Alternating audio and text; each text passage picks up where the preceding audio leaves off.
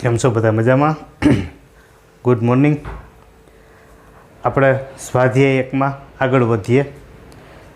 તો સ્વાધ્યાય એકમાં આપણે પહેલાં 2 દાખલા સુધી ગણેલા છે, બરાબર. હવે આપણે ત્રીજા દાખલાથી આગળ જઈએ. તો ત્રીજા દાખલામાં 2 દાખલા એવા છે કે જે માત્ર સૂત્ર ઉપર આધારિત છે, એટલે મેં લખી રાખ્યા છે અને અતિશય સહેલા છે, બરાબર. જો ત્રીજા દાખલામાં એમ કીધું કે ગણ એ બી અને સી માટે એ યોગ બી બરાબર એ યોગ સી, બે ગણ એ અને બી અને એ અને સી બેના યોગ ગણ સમાન છે અને બેના છેદ ગણ સમાન છે. તો સાબિત કરો કે બી બરાબર સી. આ આપણે સાબિત કરવાનું છે, બી બરાબર સી, બરાબર. તો બી અને સી સરખા સાબિત કરવા છે. તો આપણી પાસે છે એ યોગ બી બરાબર એ યોગ સી. તો આપણે બે બાજુ બે ગણનો સીધો છેદગણ લઈ લઈએ, બરાબર. છેદગણ એટલા માટે લઈએ કારણ કે જે ગણ હોય એનો પોતાની સાથે જ આપણે છેદગણ લઈએ તો એ જ જવાબ આવવાનો. તો જો એ યોગ બી બરાબર એ યોગ સી, બે બાજુ આપણે એક વખત છેદ બી લઈ લઈએ અને એક વખત બેમાં સી લઈ લઈએ, બરાબર. તો જોજો એ યોગ બી છેદ લીધું બી, બે બાજુ ડાબી બાજુ જમણી બાજુ. તો હવે અહીંયા આપણે જોઈએ તો તમે વિભાજન સૂત્ર આપણે શીખી ગયા વિભાજનમાં કે બી છેદ એ અને બી છેદ બી, બરાબર. અને અહીંયા જોઈએ આપણે વિભાજન પ્રમાણે તો આપણને મળશે એ છેદ બી યોગ સી છેદ બી, બરાબર. હવે એ યોગ બી છેદ બી એના બરાબર બી થાય. તો આપણને થાય કે એ કેવી રીતે? તો કે સાવ સામાન્ય રીતે વિચારો કે એ અને બી બેને ભેગા કરીએ, એ અને બી બેને ભેગા કરીએ. એનો છેદગણ કોની સાથે લેવાનો? તો કે બી સાથે, બરાબર. ધારો કે હું ગણ એ છે, ધારો કે ગણ એ બરાબર 1 લઉં, ગણ બી બરાબર 2 લઉં, બરાબર. હવે હું એ બેનો યોગ લઉં, એ યોગ બી. તો બેનો યોગ લઈએ એટલે 1 અને 2 થાય. એનો છેદગણ બી સાથે લેવાનો, આનો છેદગણ બી સાથે લઈએ, બરાબર. તો બેનો છેદગણમાં આવે 2 એટલે આપણને મળશે બી, બરાબર. તો ઓમે ખબર પડે કે છેદગણમાં હંમેશા નાનો ગણ જવાબ હોય. તો એ યોગ બી અને બી એ બેમાં નાનું કોણ થાય? તો કે બી. કારણ કે આમાં એ અને બી બે ગણ ભેગા કરેલા છે એટલે એ મોટો ગણ થયો, બરાબર. તો બી બરાબર આપણે ડાબી બાજુ મળી. હવે એવી જ રીતે એ યોગ બી બરાબર એ યોગ સી છે. તો આપણે બે બાજુ છેદગણમાં સી લઈ લઈએ. તો અહીં આપણે પાછું વિભાજનનો નિયમ લગાડીએ. તમે કાઉન્સમાંથી બોલો તો પણ ચાલે અથવા બહારથી કાઉન્સમાં બોલો તો પણ ચાલે. એ છેદ સી યોગ બી છેદ સી, બરાબર. એમ ન ખબર પડે તો આ સી છેદથી બોલો, સી છેદ એ યોગ સી છેદ બી, બરાબર. આપણે 2 નિયમ શીખ્યા છે વિભાજનના. અહીંયા તો કે ફરીથી આ બેનો છેદગણ છે. તો છેદગણ છે તો આપણે ખબર છે કે એ અને સીને ભેગા કરવાના છે. એનો છેદગણ સી સાથે લઈએ તો જવાબ શું મળશે? તો કે સી. સેમ આ જ પોઝિશન બીની જગ્યાએ સી કરી નાખો. એ બરાબર 1, સી બરાબર 2. તો એ યોગ સી કરશો એટલે 1 2, બરાબર. તો એ બેનો છેદગણ લેશો એટલે આપણને મળશે સી. તો એ છેદ સી, પણ એ છેદ સી બરાબર છે આપણી પાસે એ છેદ બી યોગ બી છેદ સી બરાબર સી. તો બેમાં બે કાઉન્સ સરખા છે, એક વખત બી બરાબર મળે છે, એક વખત સી બરાબર, બરાબર. માટે આપણે લખી શકીએ કે બી બરાબર સી. આમાં બીજું કાંઈ છે જ નહીં. એક વખત બે બાજુ છેદમાં બી લઈ લેવાનું, એક વખત બે બાજુ છેદમાં સી લેવાનું. પણ ધ્યાન રાખશું કે જ્યારે સરખા છે, જો અહીંયા સી બે ગણ સરખા છે ત્યારે બેનો છેદગણ નાનો ગણ. એવી રીતે અહીંયા બેમાં બી સરખા છે તો બેયનો છેદગણ નાનો ગણ જવાબ આવશે. બરાબર. તો બી બરાબર એ જ વસ્તુ મળી આપણને સી બરાબર, માટે બી બરાબર સી. આનું ધ્યાન રાખશું આપણે કે એ છેદ બી બરાબર એ છેદ સી છે જ. બરાબર. જરૂર પડે તો અહીંયા આપણે મૂકી દઈશું. ઓકે. એના પછી ચોથો દાખલો. તો ચોથા દાખલામાં ચારેય શરતો સમકક્ષ છે એવું સાબિત કરવું છે. ચારેય શરત આપણને આપી સમકક્ષ એટલે કે સમાનાર્થી છે એવું આપણે સાબિત કરવું છે. એટલે ચારેય શરતો છે એ સમાનાર્થી છે, બધાનો અર્થ એક સરખો થાય. તો પેલું આપેલું છે એ સબસેટ બી, બીજું આપેલું છે એ માઇનસ બી ઇક્વલ 5, ત્રીજું એ યોગ બી બરાબર બી, અને ચોથું એ છેદ બી બરાબર એ. હવે આમાં આપણને ટેક્સ્ટ બુકમાં એક સૂચના આપેલી છે. એ સૂચના મેં લખી નથી, હું બોલું છું. સૂચના એવી છે કે પેલું લઈ અને તમારે બીજું સાબિત કરવાનું, પછી એમાંથી ત્રીજું સાબિત કરવાનું, એમાંથી ચોથું ને ચોથામાંથી પહેલું લઈ બીજું સાબિત કરવાનું, બીજું લઈ અને ત્રીજું સાબિત કરવાનું, ત્રીજું લઈ અને ચોથું સાબિત કરવાનું, ચોથું લઈ અને એમાંથી પહેલું સાબિત કરવાનું. બરાબર. આવું આપણને સૂચનામાં આપેલું છે, એટલે આપણે એ જ રીતે જવું પડશે. જોજો. તો આમાં સામાન્ય થિયરીના સૂત્રનો દાખલો આપેલો છે. તો પહેલાં વહેલું આપેલું છે કે એ સબસેટ બી છે, તો આપણે પહેલું લઈ લેવાનું છે, એમાંથી આપણે બીજું સાબિત કરવું છે. બરાબર. તો ધારો કે એ સબસેટ બી એવું આપેલું છે. બરાબર. હવે આપણે સાબિત કરવું છે એ માઇનસ બી. તો આપણી પાસે ગુણધર્મમાં પૂરક ગણના ગુણધર્મનું આપણે સૂત્ર શીખાતા, તમે યાદ કરો કે એ છેદ બી ડેશ હોય ને તો એના બરાબર લખાય એ માઇનસ બી. બરાબર. આ સૂત્ર આપણે લખેલું છે. તો એ છે એ માઇનસ બી લઈ આવવું હોય તો આપણે એ છેદ શું લેવું પડશે? B dash.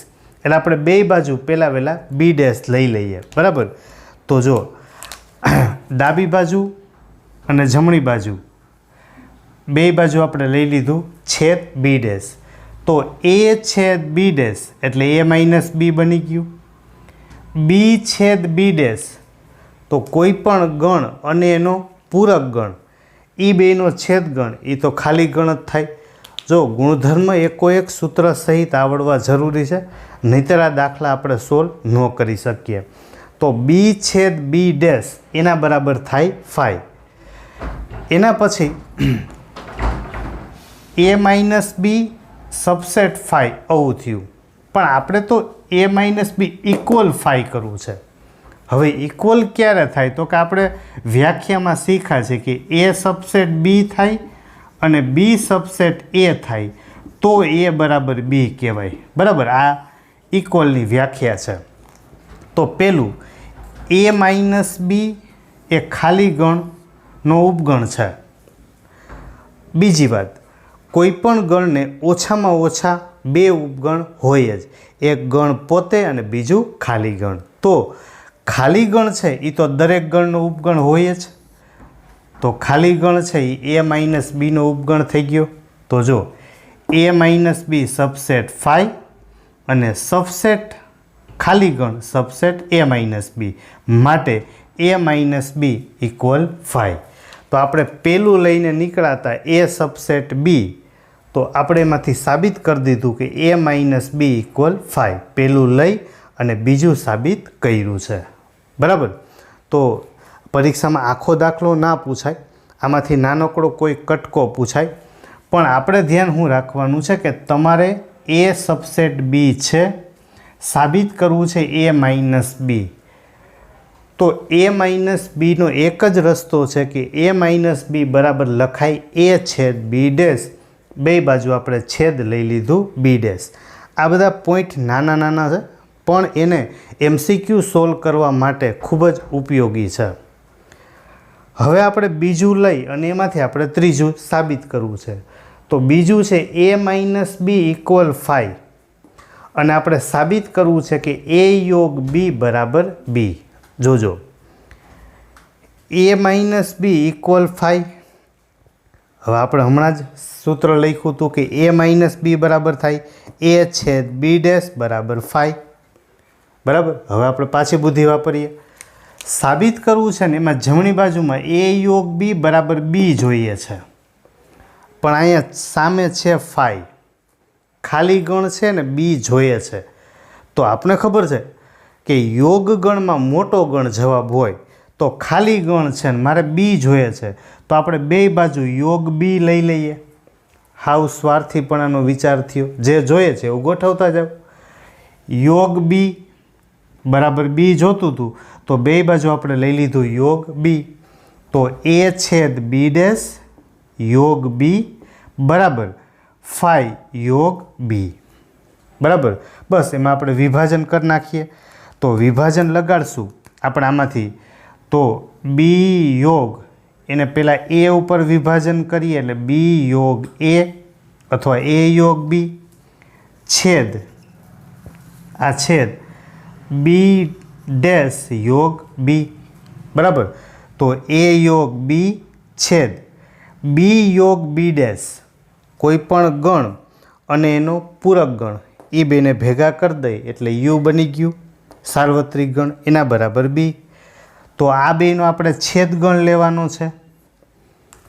તો છેદ ગણમાં આપણે ખબર છે કે નાનો ગણ જવાબ હોય. બરાબર. તો નાનો ગણ લખવો હોય તો u એટલે સાર્વત્રિક, એ તો સૌથી મોટો ગણ હોય. તો નાનો ગણ કયો થાય a યોગ b. તો a યોગ b બરાબર b. તો આપણે a માઇનસ બી ઇક્વલ 5 બીજું લઈને નીકળાતા એમાંથી આપણે ત્રીજું સાબિત કરી દીધું. બરાબર. હવે આપણે ત્રીજું લઈ અને સાબિત કરવાનું છે ચોથું. તો ત્રીજું છે આપણી પાસે a યોગ b બરાબર b, આવું આપણી પાસે છે. બરાબર. અને સાબિત કરવાનું છે a છેદ b બરાબર a. a છેદ b બરાબર આપણે શું લઈ આવવાનું છે a. તો આપણે સાબિત કરવું છે આ જોજો a છેદ b. a છેદ b બરાબર આપણે a લઈ આવવાનું છે. તો a છેદ b પણ બીની કિંમત આપણે રકમ આપેલી હતી a યોગ b. બરાબર. અહીંયા આપણે વિભાજન લગાડી દઈએ. તો a છેદ a યોગ a છેદ b. બરાબર. તો a છેદ a એટલે પોતે ગણ થઈ ગયો યોગ a છેદ b. તો આ બંનેનો યોગ ગણ. યોગ ગણ એટલે બેયને ભેગા કરવાના છે. બરાબર. હવે a છેદ b છે એમાં એવા સભ્યો હશે કે જે એમાંય હોય અને બીમાંય હોય. બરાબર. બંનેમાં હોય એવા જ. અને આમાં શું છે તો કે એ આપણે ગુણધર્મમાં લખેલું છે યોગ ક્રિયા અને છેદ ક્રિયામાં. યાદ કરો કે a છેદ b છે, a છેદ b સબસેટ શું હોય a. અને ઉમેય ખબર પડી જાય આ ખાલી a છે અને આ a છેદ b છે. હવે દાખલા તરીકે જો આપણે એક ઉદાહરણ લઈ લઈએ એટલે તમને વધારે ક્લિયર થઈ જાય. ધારો કે a બરાબર આપણે 1 2 લઈએ. બરાબર. અને b બરાબર ધારી લ્યો કે આપણે 1 2 3 લીધા હોય. તો a છેદ b લઈએ આપણે a છેદ b. તો બેયમાં હોય એવું શું છે તો કે 1 2. તો a છેદ b છે જો એમાં આવી ગયું છે. બરાબર. a છેદ b એ શેમાં આવી જાય છે એમાં. તો a યોગ a કરશો તો શું જવાબ આવશે a. બરાબર. એટલે કે a છેદ b બરાબર થશે a. તો આ આપણે લીધું, ત્રીજું લીધું હતું અને એમાંથી ચોથું પરિણામ મેળવી દીધું. ઓકે. હવે આપણે ચોથું પરિણામ લેવાનું છે અને એમાંથી પહેલા પરિણામમાં જવાનું છે. તો ચોથું પરિણામ આપણે સાબિત કર્યું કે a છેદ b બરાબર a. આ આપણે લઈ લીધું છે. ધારો કે આપણી પાસે a છેદ b બરાબર a છે. આપણે સાબિત કરવાનું છે a સબસેટ b, એટલે કે એના બધા જ સભ્યો એ બીમાં આવેલા છે. બરાબર. તો હવે જોજો a છેદ b બરાબર a છે. બરાબર. હવે ધારો કે એક્સ બિલોંગ્સ ટુ એ લઈએ, મતલબ એની અંદર આપણે કોઈ એક સભ્ય લઈએ. હવે જો એક્સ નામનો સભ્ય એમાં હોય તો એ બરાબર તો એ છેદ બી છે. એનો મતલબ કે એક્સ બિલોંગ્સ ટુ શું થશે? એ છેદ બી. જો એક્સ એમાં હોય તો એક્સ એ છેદ બીમાં તો હોય જ, બરાબર. એ શું કામે અહીંયા આપેલું છે એટલે એ બરાબર એ છેદ બી. હવે એક્સ બિલોંગ્સ ટુ એ છેદ જેને આપણે અને કહીએ છીએ, બરાબર. તો અને એટલે કે છેદ. તો એક્સ બિલોંગ્સ ટુ એ અને X belongs to B. X એમાંય છે અને એક્સ બીમાંય છે. તો કેવી વાત થઈ? આપણે એક્સ એમાં લઈને નીકળાતા તો ખબર એવી પડી કે એક્સ એમાં તો લઈને નીકળાતા પણ એક્સ બીમાંય નીકળો. તો એનો અર્થ કે એના જે સભ્ય છે એ બીમાં આવેલા છે. તો જો એના સભ્ય બીમાં આવેલા હોય તો લખાય એ સબસેટ બી, બરાબર.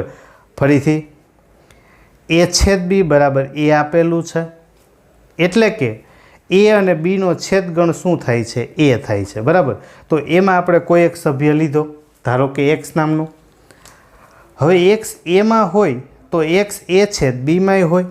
તો એક્સ એમાંય છે ને એક્સ બીમાંય છે. તો આપણે લઈને તો નીકળાતા એક્સ બિલોંગ્સ ટુ એ અને જવાબ મળ્યો એક્સ બિલોંગ્સ ટુ બી. એમાં જે સભ્ય હતો એને આપણે બીમાં પણ બતાવી દીધો એટલે કે એના સભ્યો બીમાં આવેલા છે માટે એ સબસેટ બી. એટલે આપણે ચોથું લીધું હતું એમાંથી પહેલું પરિણામ આપણે સાબિત કર્યું, બરાબર. એટલે કે પહેલાં પહેલું લીધું એમાંથી બીજું મેળવ્યું, બીજું લઈ એમાંથી ત્રીજું પરિણામ, ત્રીજું લીધું એમાંથી ચોથું સાબિત કર્યું અને ચોથામાંથી પહેલું. આપણે એમ થાય કે એ છેદ બી બરાબર એ થાય જ, પણ કઈ રીતે? કારણ કે તમે એક્સની અંદર આ એની અંદર કોઈ એક્સ નામનો સભ્ય લીધો હોય તો એના બરાબર તો છે જ. એના બરાબર હોય તો એક્સ બિલોંગ્સ ટુ એ છેદ બી. એટલે એક્સ એમાંય છે ને એક્સ બીમાંય છે, બરાબર. તો આ રીતે આપણે ચારે ચાર સાબિત કરી શકીએ. પણ આ ચારેય એક સાથે પરીક્ષામાં મોસ્ટ ઓફલી ના પૂછે. પણ પાછું એવું નથી માનવાનું કે 11મા ધોરણમાં નો જ પૂછે. ભલે પરીક્ષા લોકલ લેવલે હોય પણ આપણે સૈદ્ધાંતિક માહિતી આવડવી જોઈએ કે ક્યારે કયું સાબિત કરવા કેવું પરિણામ લેવું જોઈએ, બરાબર. આપણે 4 દાખલા સુધી ગણ્યા, એની આગળ 5મો ગણીએ. તો આ બધા જ થિયરિકલ પ્રકારના સામાન્ય ગુણધર્મના દાખલા આપેલા છે. 5માં એમ કીધું કે સાબિત કરો કે એ સબસેટ બી તો સી માઇનસ બી સબસેટ સી માઇનસ એ, બરાબર. તો પહેલાં આપણને એમ કીધું છે કે એ સબસેટ બી છે એના બધા સભ્યો બીમાં આવેલા છે. તો સી માઇનસ બી સબસેટ સાબિત કરવું છે સી માઇનસ એ, બરાબર. તો સી માઇનસ બીમાં આપણે ધારો કે એક સભ્ય ધારી લઈએ x. X belongs to C minus B, બરાબર. તો એનો અર્થ એવો થયો કે એક્સ છે એ સીમાં હોય પણ એક્સ છે એ બીમાં ના હોય. કારણ કે વ્યાખ્યા એવી છે કે સીમાં હોય અને બીમાં ન હોય, બરાબર. તો એક્સ છે એ સીમાં છે પણ એક્સ બીમાં નથી. હવે એક્સ બિલોંગ્સ ટુ સી તથા આપણે રકમમાં આપેલું કે એના બધા સભ્યો બીમાં છે. જોજો ધ્યાનથી, એના બધા સભ્યો બીમાં છે પણ એક્સ છે ને એ બીમાં નથી. જો બીમાં ના હોય તો એક્સ એમાં તો ના જ હોય. શું કામે? તો કે આપણી પાસે કારણ છે કે એના બધા જ સભ્યો છે એ શેમાં આવેલા છે? બીમાં, બરાબર. તો ફરીથી ધારો કે એમાં જે સભ્યો હોય એ બીમાં આવેલા હોય જ. હવે બીમાં જ એક્સ નામનો સભ્ય નથી તો એમાં એ કોઈ દિવસ હોય નહીં. તો આ શું બન્યું? જો એક્સ સીમાં છે પણ એક્સ એમાં નથી. સીમાં હોય અને એમાં ન હોય એટલે સી માઇનસ એ બની ગયું. તો આપણે એક્સ નામનો સભ્ય લીધો તો સી માઇનસ બીમાં અને શેમાં મેળવી દીધો તો કે સી માઇનસ એમાં, બરાબર. એટલે કે સી માઇનસ બી સબસેટ લખાય સી માઇનસ એ, બરાબર. કોઈ એક સભ્ય પહેલામાં લઈ લીધું, આના અર્થ પ્રમાણે આપણે એ સબસેટ બીનો ઉપયોગ કરો એટલે જવાબ. 2 સ્ટેપ થાય ગણતરી પ્રમાણેના. એના પછી છઠ્ઠો દાખલો, જો પી ઓફ એ બરાબર પી ઓફ બી, તો પી એટલે તો કે પાવર. પાવર મતલબ ઘાતગણ. ઘાતગણ એટલે કોઈ પણ ગણના ઉપગણોનો ગણ, એટલે એને કહીએ છીએ ઘાતગણ, બરાબર. હવે એનો ઘાતગણ અને બીનો ઘાતગણ સમાન હોય તો સાબિત કરો કે એ બરાબર બી. એટલે આપણે સંખ્યા લઈને કરીએ તો સીધું થઈ જતું હોય, બરાબર. પણ આપણે થિયરિકલ જાતા હોય છે. હવે પી ઓફ એ બરાબર પી ઓફ બી, આ તો આપણી પાસે છે જ, પહેલાં એ લખી રાખીએ. હવે આપણે એવું જાણીએ છીએ કે કોઈ પણ ગણ છે પોતે પોતાનો ઉપગણ તો હોય જ. આપણે એમ થાય કે ઉપગણથી શું કામ સાબિત કરવું પડે? કારણ કે આપણે સાબિત કરવું છે એ બરાબર બી. એ બરાબર બી ત્યારે જ સાબિત થાય કે એ સબસેટ બી હોય અને બી સબસેટ એ હોય, બરાબર. આપણે હમણાં જે આગળના દાખલામાં વાત કરી હતી કે એના સભ્યો બીમાં હોય અને બીના સભ્યો એમાં હોય તો જ આપણે સાબિત કરી શકીએ એ બરાબર બી. ઓકે, એટલે આપણે સૌથી પહેલાં એક વખત લઈ લઈએ એ સબસેટ એ અને એક વખત લઈ લઈએ આપણે બી સબસેટ બી. હવે જોજો, એના બધા સભ્યો એમાં આવેલા હોય જ. હવે આપણે એનો ઘાતગણ લઈએ, બરાબર. જોજો, એમાં આપણે એક ઉદાહરણથી જઈએ કે ધારો કે હું એ બરાબર ધારી લ્યો કે 1 લઉં છું, બરાબર. તો હવે હું પી ઓફ એ મેળવું. પી ઓફ એ તો પાવર એટલે ઘાતગણ. ઘાતગણ એટલે કોઈ પણ ગણના ઉપગણોનો ગણ. હું આના ઉપગણ લખું તો એક ખાલી ગણ થાય, એક 1 થશે. ઉપગણોનો ગણ, બરાબર. ક્લિયર આટલું? એ બરાબર 1, એક જ સભ્ય છે એટલે એના ઉપગણ કેટલા થાય? 2. હવે એનો ઘાતગણ આના ઉપગણો લખીને એનો બનાવી દીધો આપણે ગણ, બરાબર. જો એ સબસેટ એ હોય તો એ બિલોંગ્સ ટુ પી ઓફ એ. હવે જો એ નામનો ઘટક છે ને એ આનો એક સભ્ય છે. જો એ બરાબર 1 એ આનો એક સભ્ય છે. સભ્ય છે એટલે આપણે બિલોંગ્સ ટુ લખ્યું. એ બિલોંગ્સ ટુ પી ઓફ એ. હવે પી ઓફ એ બરાબર તો પી ઓફ બી હતું, તો એના માટે એમ લખે ને કે A belongs to P of A માટે A belongs to P of બી.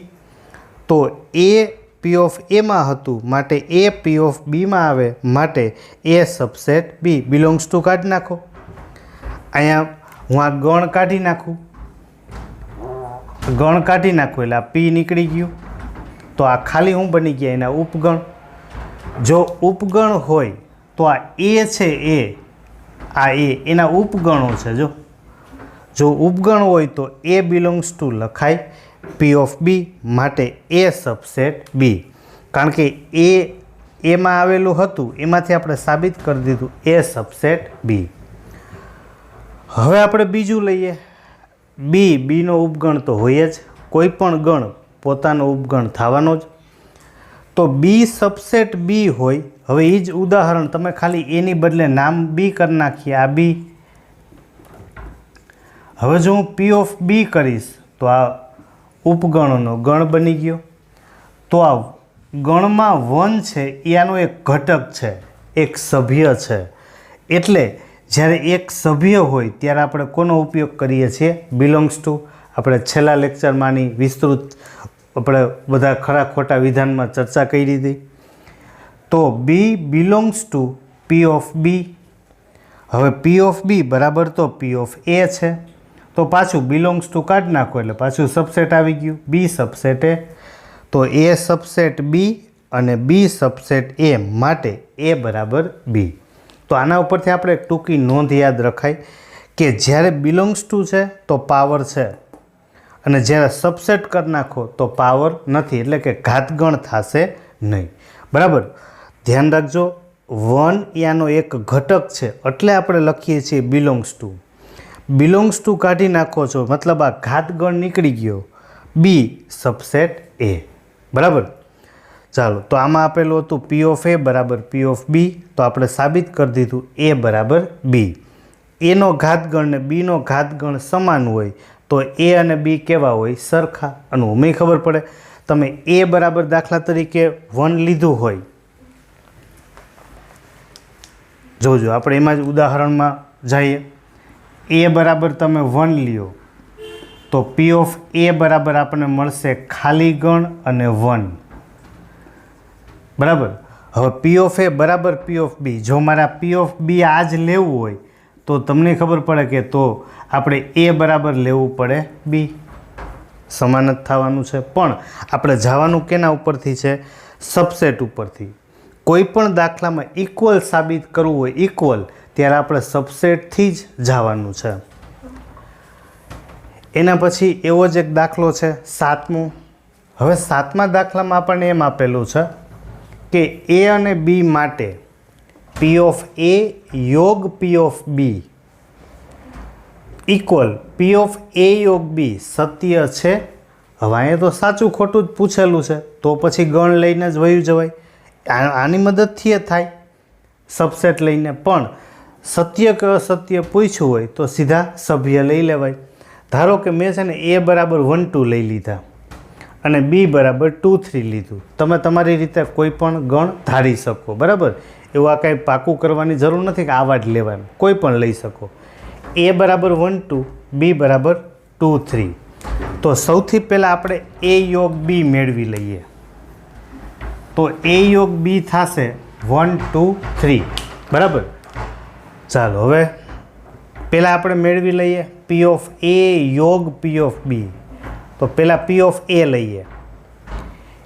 એના સભ્યો છે, એના સભ્યો, એના પહેલાં આપણે ઉપગણ લખીએ. બરાબર, તો આમાં 2 સભ્યો છે, તો આપણે આગળ શીખી ગયા કે ઉપગણની સંખ્યા જોતી હોય તો 2n 2 ની 2 ઘાત એટલે કેટલા? 4. તો એમાં 4 ઉપગણ મળશે. એક ખાલી ગણ, પછી આપણે એક એક સભ્ય લેશું 1, પછી 2 અને પછી ગણ પોતે. એનો આપણે એક ગણ બનાવી દીધો, એક ગણ. આ ઉપગણો નો ગણ એટલે એ બની ગયો એનો ઘાત ગણ. બરાબર, એવી જ રીતે આપણે પી ઓફ બી લખીએ છીએ. તો બીમાં મેં ધારેલા છે 2 3, તો એના ઉપગણ લખો તો ખાલી ગણ 2 3 2 3, અને એનો આપણે લખીએ છીએ ગણ, ઉપગણો નો ગણ એટલે એ મળી ગયું એનું ઘાત ગણ. તો હવે આપણી પાસે પી ઓફ એ અને પી ઓફ બી 2 આવી ગયા છે. તો ડાબી બાજુ પ્રમાણે એ બેનો યોગ લઈએ. યોગ એટલે એ બધાને આપણે ભેગા કરી દઈએ. તો પી ઓફ એ અને પી ઓફ બી ને બેને ભેગા કરશું તો ખાલી ગણ 1 2 3 1 2 અને 2 3. બરાબર, પછી જમણી બાજુમાં છે પી ઓફ એ યોગ બી. પહેલાં એ યોગ બી લઈ અને એનો પાવર મતલબ એનો ઘાત ગણ. તો પી ઓફ એ યોગ બી, એ યોગ બી આપણી પાસે છે 1 2 અને 3. એનો આપણે પાવર લઈએ, મતલબ 3 સભ્યો છે. તો 3 સભ્યો હોય તો 2 ની 3 ઘાત, 2 ની 3 ઘાત એટલે 8. તો એના 8 ઉપગણ થશે. એક ખાલી ગણ, દરેક ગણને 2 ઉપગણ તો હોય જ, આપણે શીખ્યા છીએ ઉચિત અને અનુચિત ઉપગણ. તો ખાલી ગણને ગણ પોતે આ 2 તો હોય જ. એના સિવાય પહેલાં આપણે એક એક સભ્ય લઈ લઈએ 1 2 3, પછી 2 સભ્ય લેતા જઈએ 1 2 1 3 અને 2 3. તો કેટલા સભ્ય મળ્યા? 8.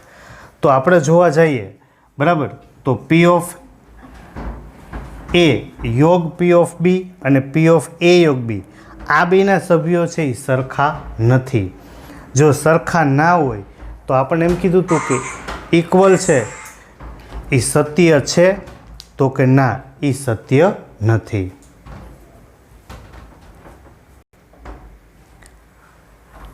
પછી 8મા દાખલામાં બીજા 2 પરિણામ આપેલા છે. એમાં પણ તફાવતના અને યોગ છેદ આ 3 જ ગુણધર્મમાં આપણે જઈએ છીએ. એ બરાબર એ છેદ બી યોગ એ માઇનસ બી સાબિત કરવું છે. હવે આમાં આપણે ખબર પડે કે ડાબી બાજુમાં ખાલી એ છે, એમાંથી અવળું મોટું કેમ પરિણામ સાબિત કરવું? એની બદલે આપણે શું કરીએ, જમણી બાજુ લઈને ડાબી બાજુ સાબિત કરી દઈએ. તો જમણી બાજુ છે એ છેદ બી યોગ એ માઇનસ બી, આ જમણી બાજુ છે. તો એ છેદ બી યોગ એ માઇનસ બી, તો હમણાં જ આપણે આગળના 2 દાખલામાં ઉપયોગ કર્યો છે. એ માઇનસ બી બરાબર થશે એ છેદ બી ડેશ. તો બેયમાં આપણે જોઈએ ને તો બેયમાં જો એ છેદ, આમાંય છે એ છેદ, તો બેયમાંથી એ છેદ બહાર લઈ લઈએ એટલે એ છેદ અહીંયા આવી જશે બી યોગ બી ડેશ. તો એ પાછો ડેશનો ગુણધર્મ કે બી યોગ બી ડેશ એટલે શું બની ગયું? યુ. જો છેદ હોય તો ખાલી ગણ થાય, યોગ હોય તો યુ, ગુણધર્મ જ છે. એ યોગ એ ડેશ બરાબર યુ. એમ અહીંયા એની બદલે નામ આપણને બી આપેલું છે, તો એ છેદ યુ. છેદગણમાં નાનો ગણ જવાબ હોય તો યુ અને એ એમાં નાનું ગણ થશે એ. બરાબર, એકદમ ઇઝી છે. પછી બીજું પરિણામ લઈએ તો એ યોગ બી માઇનસ એ, તો એમાં પણ એ જ નિયમ. એ યોગ બી માઇનસ એ છે તો એ થઈ જશે બી છેદ એ ડેશ. બરાબર, તો હવે ગુણધર્મ લગાડીએ આપણે અંદર વિભાજનમાં. તો એ યોગ બી છેદ એ યોગ એ ડેશ. તો એ યોગ એ ડેશ એટલે યુ. બરાબર, અને અહીંયા છે એ યોગ બી.